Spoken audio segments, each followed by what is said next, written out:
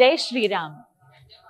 ఎప్పుడెప్పుడు ఆ శ్రీరాముణ్ణి చూస్తావా అని మనందరం ఎంతో ఆతృతగా ఎదురు చూస్తున్నాం కదా. అందరికీ అదే కోరికండి.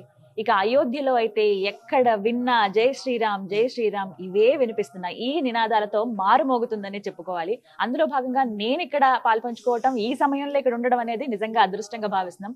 ఎముకలు కొరికే చలి అంటారు చూసారా, అలాంటి చలి ఇక్కడ ఉంది.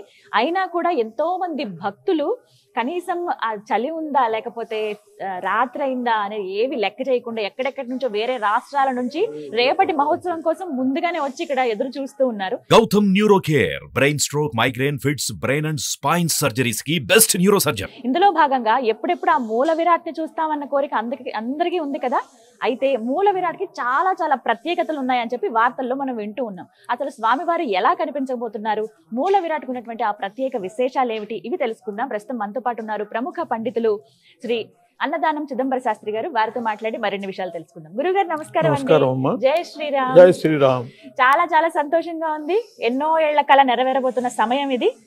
ఎప్పుడెప్పుడు ఆ స్వామివారిని చూస్తామా అని ఉందండి. అయితే మూల విరాట్ చాలా అద్భుతంగా సుందరంగా కనబడబోతున్నారని తెలుసు. ఇందులో భాగంగా ఎన్నో రూపాలలో ఏకరూపంగా కనిపిస్తున్నారు. అంటే ఆ విశిష్టత ఏంటి, విశేషాలు ఏంటో తెలియచేస్తారా? ఇక్కడ శ్రీరామచంద్రుని యందు సమస్త శక్తులని ఏకీకృతం చేస్తున్నటువంటి రీతి కనపడుతోంది ఆ విగ్రహంలో. ఆయన అవతారాలు, శ్రీమన్నారాయణుడు 10 అవతారాలు ఎత్తాడు. మత్స్య కూర్మ వరాహస్య నారసింహస్య వామనః. రామ అంటే పరశురాముడు, ఇంకో రామ అంటే శ్రీరాముడు, కృష్ణుడు, బుద్ధుడు, కల్కి. ఈ అవతారాలు వీటిలో వీటన్నిటి యొక్క రూపంగా స్వరూపంగా వీళ్ళందరి యొక్క శక్తి రాములలో ఉన్నది అనేటటువంటిది సూచించినట్లుగా ఈ విగ్రహానికి సంబంధించినటువంటి ఆ పక్కన కుడివైపున ఒక 5 అవతారాలు, ఎడం వైపున ఒక 5 అవతారాలు సిద్ధం చేయటం జరిగింది. అంటే ఆ దేవతలందరి శక్తి ఈయన నమస్కరించుకోవటం ద్వారా వాళ్ళందరి శక్తి ఈయనలో ఉన్నది అనేటటువంటిది. అట్లాగే ముఖ్యంగా విష్ణు పరివారం, వియద్ విష్ణు పదం వ్యోమ్ని అని చెప్పి ఆకాశంలో పాలపుంత అంటూ ఉంటాం. అది పాలపుంత అంటే పాల సముద్రం అని, అది విష్ణు స్థానం అని. ఆ విష్ణు స్థానానికి ఒకవైపు గరుత్మంతుడు, ఒకవైపు హనుమంతుడు ఉంటాడు అని చెప్పి. శ్రవణ నక్షత్రము గరుత్మంతుడికి ప్రతీక. అట్లాగే స్వాతి నక్షత్రం హనుమంతునికి అధిష్టాన నక్షత్రం. ఈ పాలపుంతకి చెరో వైపున ఆ 2 నక్షత్రాలు ఉంటాయి ఆకాశంలో చూస్తే. ఆ ఖగోళ ప్రమాణంతోనే ఇక్కడ ఒకవైపు గరుత్మంతుడు, ఒకవైపు ఆంజనేయ స్వామి కూడా చిత్రితులయ్యారు. అంటే ఆ ఖగోళ ప్రమాణం కూడా ఇక్కడ మనకి నిరూపితం అవుతూ ఉన్నది. అట్లాగే ఆదిశేషు ఆ శ్రీమన్నారాయణుని యొక్క సమస్త సేవలలో ఉన్నటువంటి వాడు ఆదిశేషుడు. ఆయనకి ఒకప్పుడు పాదపీఠ అవుతాడు, ఒకప్పుడు శయనం పాన్పు అవుతాడు. అట్లా ఆదిశేషు నారాయణమూర్తి స్థితిలో ఉంటే రాముని స్థితిలో లక్ష్మణుడు అట్లా ఆయనకి సేవకుడుగా వదిలిపెట్టకుండా ఉన్నాడు. అటువంటి ఆదిశేషుడే కృష్ణావతారం వచ్చేటప్పటికి ఆయన అన్నగా బలరాముడిగా ఉన్నాడు. ఆయనే ఆదిశేషువే. దానికి కూడా కారణం చెబుతారు. శ్రీరాముడు సీతాదేవిని వనాల్లో వదిలిపెట్టి రమ్మన్నాడు. దానికి చాలా కారణం ఉన్నది. అది పూర్తిగా ధర్మం. అది తెలిస్తే ఎవరైనా సరే ఆ వదిలిపెట్టడమే మంచిది అంటారు. లేకపోతే సీత మరణిస్తుంది భృగు మహర్షి యొక్క శాపం వల్ల. మరణించటం కంటే ఆయనకు దూరం అయిపోవాలి రాముడికి. అలా దూరం అవటం మంచిదని అప్పుడు లక్ష్మణుడు అనుకున్నట్ట, నేను తమ్ముడినయ్యాను కాబట్టి కదా ఏం మాట్లాడలేకపోతున్నాను, ఇదే అన్నయ్య నువ్వు ఉంటే నేను కాదని చెప్పి నిలవరించగలిగేవాడిని అని. ఆ భగవంతుడు తర్వాత అవతారంలో అన్నగా పుట్టించాడు బలరాముడు. కానీ ఇక్కడ తమ్ముడుగా చేసింది ఎంతో, అక్కడ అన్నగా చేసింది అంటే అక్కడ కృష్ణుడి మాటే నెగ్గింది కానీ బలరాముడి. కాబట్టి అంతటి స్థితి ఆదిశేషుడి. అటువంటి ఆదిశేషుడు కూడా ఈ విగ్రహంలో నిక్షిప్తుడవుతున్నాడు. అలాగే మనకి మానబిందువులు ఉన్నాయి. హిందువులకి చాలా ముఖ్యమైనటువంటి మానబిందువులు. ఆ మానబిందువుల్లో కీలకమైనటువంటి ప్రణవం ఓంకారం. ఓంకారశ్చాధ శబ్దశ్చ ద్వావేతో బ్రహ్మణ పుర కంఠం భిత్వా వినిర్యాత తస్మాన్ మాంగళికా ఉహో అని చెప్పి మొట్టమొదట పుట్టినది ఒకే ఒక శబ్దం పుట్టింది. ప్రపంచము అంటే పంచభూతాత్మకమైనటువంటి ఈ పంచభూతాల్లో పృథివీ, తేజో, వాయు, ఆకాశాలు, వీటిల్లో అతి స్థూలమైన భూతము పృథివీ, అతి సూక్ష్మమైనటువంటి భూతము ఆకాశం. సూక్ష్మం నుంచి స్థూలం వస్తుంది ఆ సృష్టి.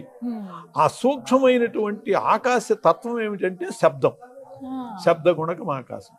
అందువల్ల సూక్ష్మమైనటువంటి ఆకాశ తత్వమైన శబ్దమే మొట్టమొదటి సృష్టిలో వచ్చింది. ఆ శబ్దం ఏమిటంటే ఓం అనేటటువంటి.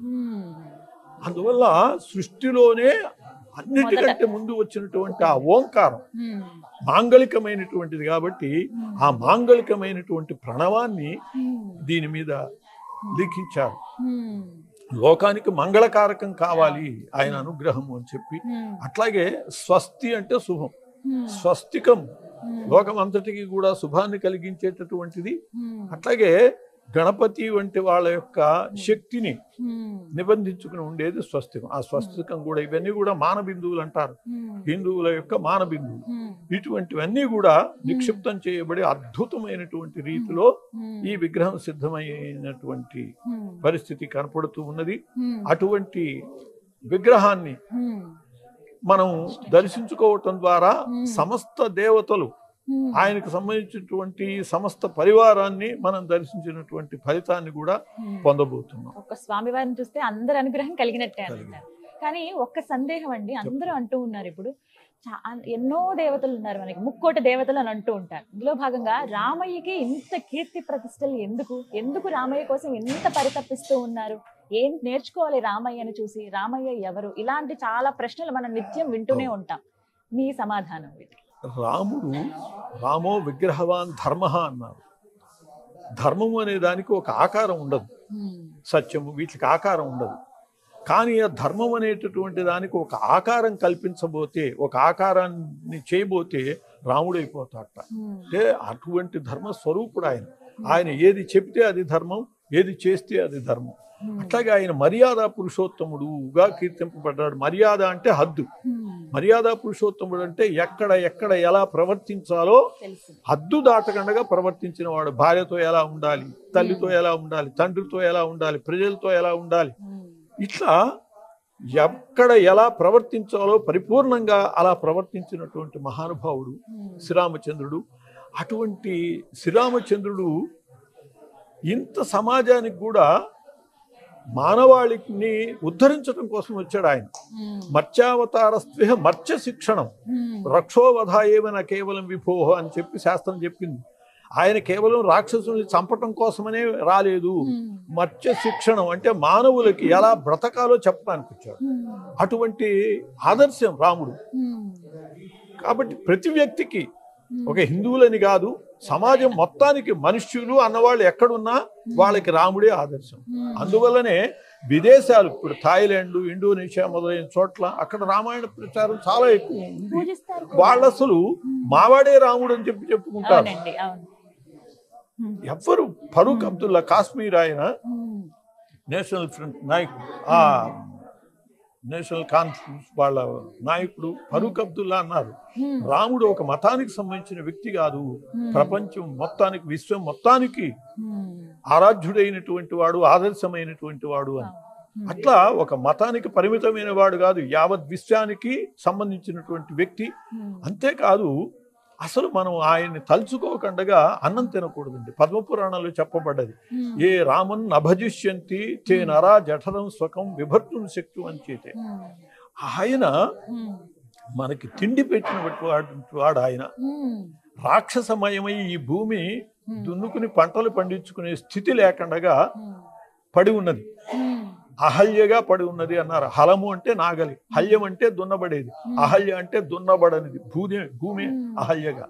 రాముడు రాగానే లేచి కూర్చున్నది అహల్య అంటే అర్థం ఏమిటంటే, రాముడు వచ్చాక ఇక్కడ రాక్షసులను అందరినీ సంహరించాడు. వనవాస నెపంలో 14 ఏళ్లలో మొత్తం రాక్షస దుర్మార్గాన్ని అంతా కూడా అణిచాడు. అప్పుడు మనము పంటలు పండించుకుని ఈ భూమి మీద నివసిస్తూ అన్నం తినగలుగుతున్నాం.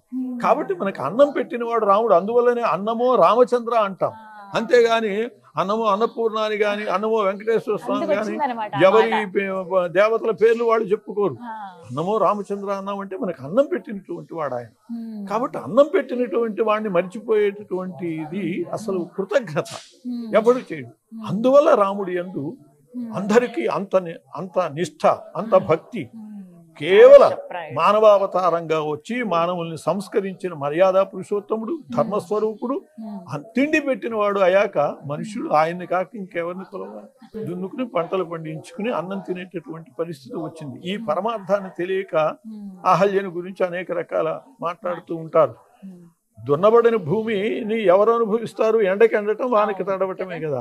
ఎండకెండటం అంటే సూర్యుడు అనుభవించటం, వానకి తడవటం అంటే మేఘనాథుడైన ఇంద్రుడు అనుభవించటం. అహల్యని సూర్యుడు, ఇంద్రుడు అనుభవించాడంటే దాంట్లో ఉన్న పరమార్థం అది, ప్రకృతి లక్షణం అంతే తప్పితే వేరుగా ఆలోచించాలి.